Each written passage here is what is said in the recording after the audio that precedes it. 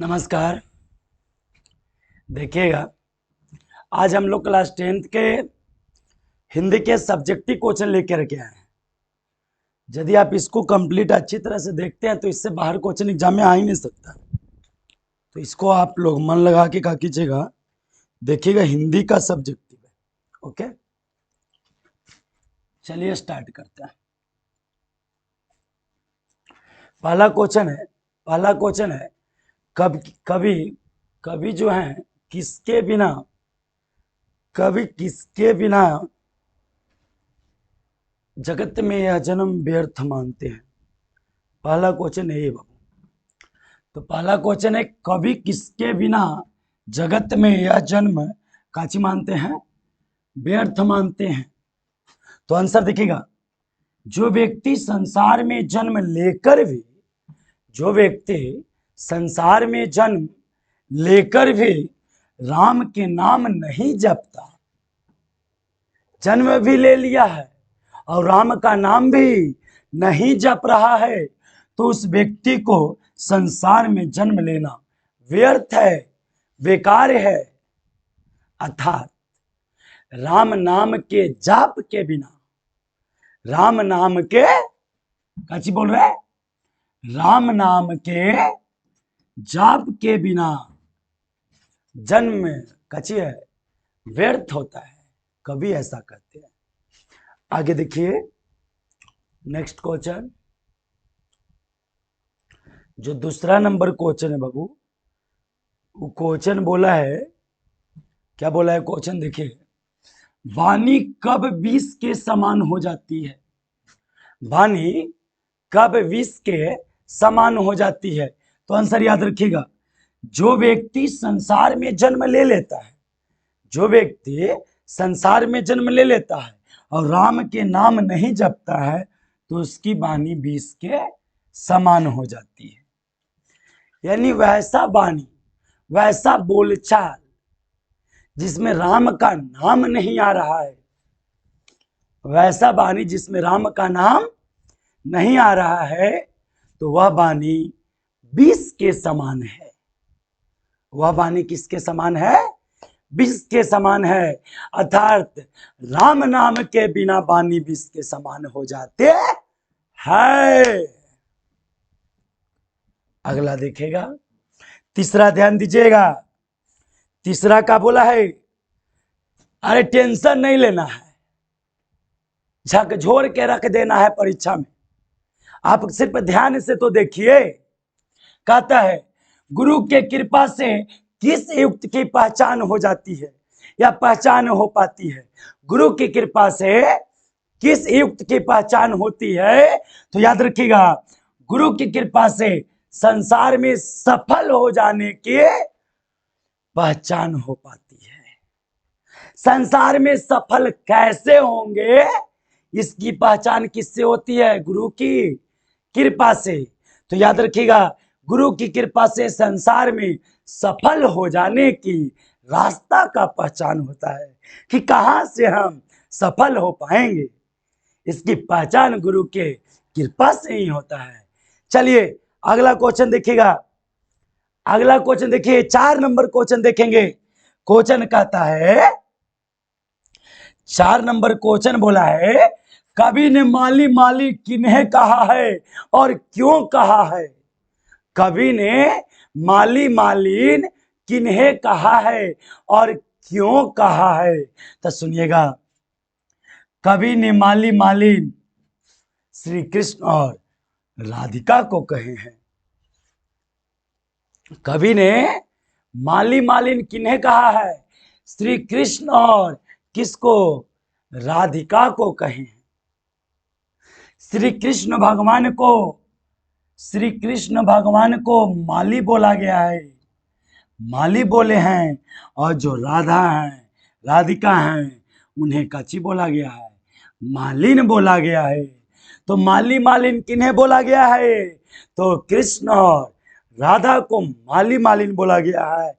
क्यों बोला गया है, क्यों बोला गया है, माली मालिन कृष्ण और राधा को क्यों बोला गया है, क्योंकि दोनों जो हैं प्रेम रूपी वाटिका के माली मालिन थे, क्योंकि ये प्रेम रूपी वाटिका जो होती है उसके रखवाला थे। प्रेम रूपी जिस प्रकार पेड़ बगीचा का रखवाला माली मालिन होता है, जिस प्रकार एक सुंदर दृश्य प्रेम का निशानी बगीचा का रखवाला होता है माली और मालिन, उसी प्रकार प्रेम रूपी वाटिका का रखवाला कौन है? कृष्ण और राधा है। प्रेम रूपी वाटिका का रखवाला कौन है? श्री कृष्ण और राधा है। इसी कारण से कृष्ण और राधा को माली मालिन बोला गया है, क्योंकि जिस प्रकार माली मालिन बगीचा को सजोता है, संभालता है, सजाता है, उसी प्रकार कृष्ण और राधा भी अपने प्रेम रूपी जग को, मन को संभाल रहे हैं। आगे देखिएगा, कहता है राजा, क्या कहता है? कृष्ण को चोर क्यों कहा गया है? कृष्ण को चोर क्यों कहा गया है? तो ध्यान दीजिएगा, कृष्ण को चोर क्यों कहा गया है? कृष्ण को चोर इसलिए कहा गया है कि यह अपने सुंदरता से किसी को मन को चुरा लेते थे। श्री कृष्ण जो थे वो अपनी सुंदरता से, अपनी व्यवहार से किसी के भी मन को अपने बस में कर लेते थे। जैसे लगता था कि उनका पूरा मन इनका हो गया है, यानी कृष्ण भगवान किसी दूसरे व्यक्ति के मन को क्या कर लिए हैं? चुरा लिए हैं। तो कृष्ण को चोर इसलिए कहा गया है क्योंकि यह अपने सुंदरता से किसी को के मन को भी चुरा लेते थे। इसी कारण कृष्ण को चोर कहा गया है। समझे ना? ये अपने व्यवहार से, अपने प्रेम से, जो कृष्ण भगवान है, आंसर कैसे लिखिएगा? इस प्रकार से लिख दीजिएगा, श्री कृष्ण भगवान अपने सुंदरता से, अपने मन से, अपने व्यवहार से किसी के भी मन को अपने बस में कर लेते थे। जैसे मानो कि उनका मन को श्री कृष्ण भगवान चुरा लिए। इस प्रकार से कोई अन्य व्यक्ति श्री कृष्ण के प्रति पागल होता था। इसी कारण से कृष्ण को चोर बोला गया है। आगे देखिए, बोलता है बाबू, बोलता है, कवि प्रेम मार्ग को अति सुधो क्यों कहे हैं? कवि जो है प्रेम मार्ग को अति सुधो क्यों कहते हैं? इस मार्ग की विशेषता क्या है? इस मार्ग की विशेषता क्या है? तो देखिए, कवि प्रेम मार्ग को अति सुधो क्यों बोले हैं? कवि प्रेम मार्ग को बिल्कुल सीधा इसलिए कहते हैं कि इस मार्ग में तनक सा भी टेढ़ापन और चतुराई नहीं है। जो प्रेम का मार्ग है उसको सीधा बोला गया, अति शुद्ध बोला गया है, क्योंकि इस मार्ग में छल कपट नहीं है। प्रेम मार्ग जो है, प्रेम मार्ग में क्या क्या नहीं है? प्रेम मार्ग में छल कपट नहीं है, चतुराई नहीं है, प्रेम मार्ग में टेढ़ापन नहीं है। प्रेम मार्ग जो है उस मार्ग में छल कपट नहीं है, चतुराई नहीं है, टेढ़ापन नहीं है। इसी कारण तो कवि प्रेम मार्ग को क्या बोले हैं? अति शुद्ध बोले हैं। और यही तो इस प्रेम मार्ग की विशेषता है।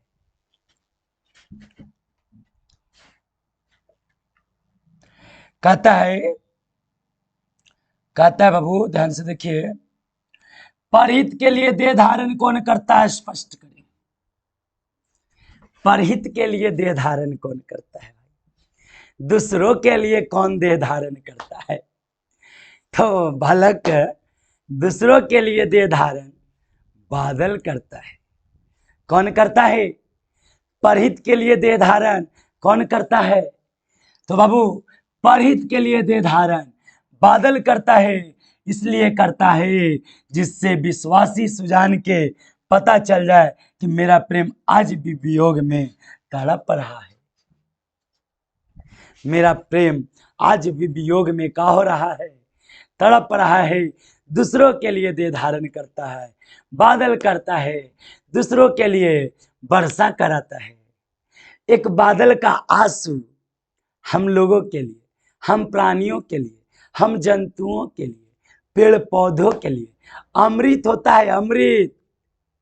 वो जब बादल बरसे नहीं, बादल का आंसू गिरे नहीं, तो जीवन संभव नहीं।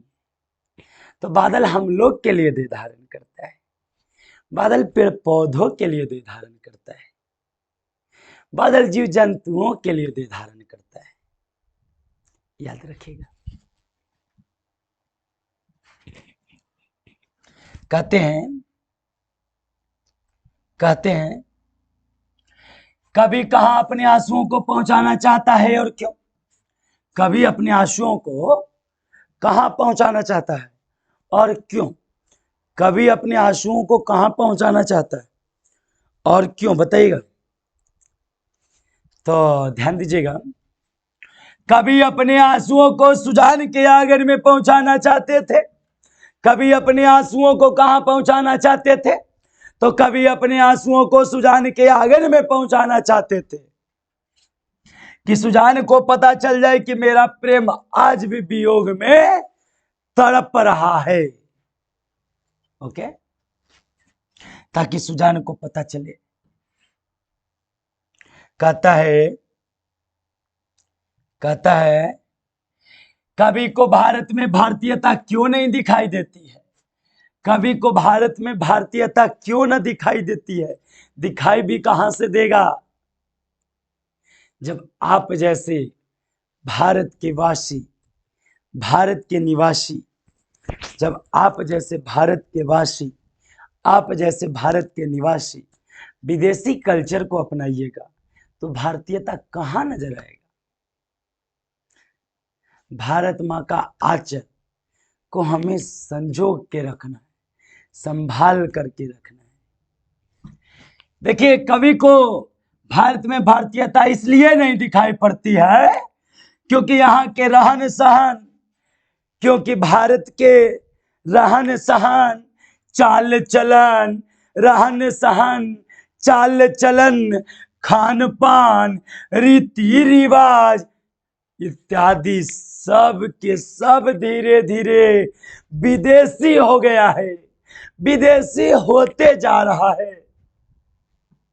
इसीलिए कवि को भारत में भारतीयता नहीं दिखाई देता है। कवि को भारत में भारतीयता क्यों नहीं दिखाई देता है? क्योंकि भारत में रहने वाले लोगों का रहन सहन, चाल चलन, रीति रिवाज, खान पान सब विदेशी हो गया है या धीरे धीरे विदेशी होते जा रहा है। इसीलिए कवि को भारत में भारतीयता नहीं दिखाई देता है रे बाबू। बचा लो हमारा देश, हम खुद मिलके बचाएंगे।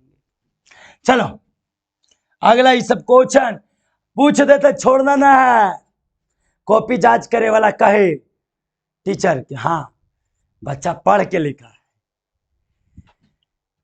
धड़कल्ले रहना है, धड़कल्ले कि मास्टर साहब नंबर बा पूरे दिया है, इतना सुंदर से लिख लियो। ध्यान से देखो, कहता है कवि समाज के किस वर्ग की आलोचना करते हैं और क्यों? कवि समाज के किस वर्ग की आलोचना करते हैं और क्यों? कवि समाज के किस वर्ग की आलोचना करते हैं और क्यों? तो हमसे सुनो, कवि समाज के उस वर्ग की आलोचना करते हैं, कवि समाज के उस वर्ग की आलोचना करते हैं जो व्यक्ति भारत में रहता है, जो व्यक्ति भारत में रहता है और वह विदेशी बुद्धि पाता है, रो है भारत में और बुद्धि पा रहा है विदेशी, ओकर आलोचना का कूट देना चाहिए। अरे भाई भारत में रह रहे हो,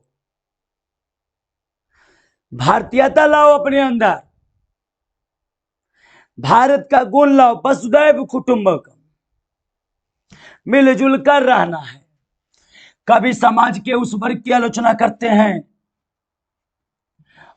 करते हैं जो व्यक्ति भारत में रहता है और बुद्धि विदेशी पाता है तथा भारत का नाम सुनकर लज्जा महसूस करता है। जो भारत का नाम सुनकर अपने आप में लज्जा महसूस करता है, उसको गर्व नहीं होता है, उस व्यक्ति की कभी आलोचना करते हैं। हम भी आलोचना करते हैं। हमारे सामने तो यदि कोई भारत में रहते हुए भारत का पर गर्व महसूस न करेगा, तब समझ जाओ का कर देंगे।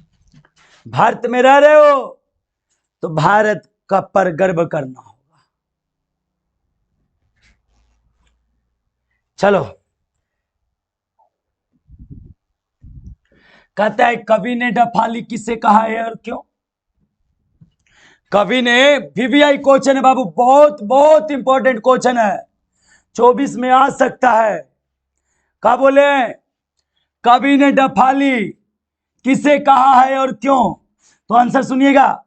कवि ने डफाली उसे कहा है, कवि ने डफाली उसे कहा है जो हमारे ही देश में रहकर विदेशी वस्तुओं की चर्चा करते हैं। हमारे देश में रहकर विदेशी वस्तुओं की चर्चा करता है, प्रचार करता है और हमें झूठी प्रशंसा कराता है और हमसे झूठी प्रशंसा कराता है। कभी ही ऐसे ही व्यक्ति को क्या बोले हैं? डफाली बोले हैं। कभी डफाली किसको बोले हैं? तो कभी डफाली उसे बोले हैं जो रहता तो भारत में है लेकिन प्रचार विदेशी वस्तु का करता है, बड़ाई विदेशी वस्तु का करता है। उस व्यक्ति को कभी डफाली बोले हैं। तो आज 11 क्वेश्चन लेकर के हम आपके लिए आए थे और भी इसका वीडियो आगे आएगा, आप इसको देखेंगे, हड़कल्ले रहेंगे परीक्षा में। कॉपी चेक करने वाले को नंबर मिलेगा, नंबर मिलेगा। ओके, जय जय श्री राम।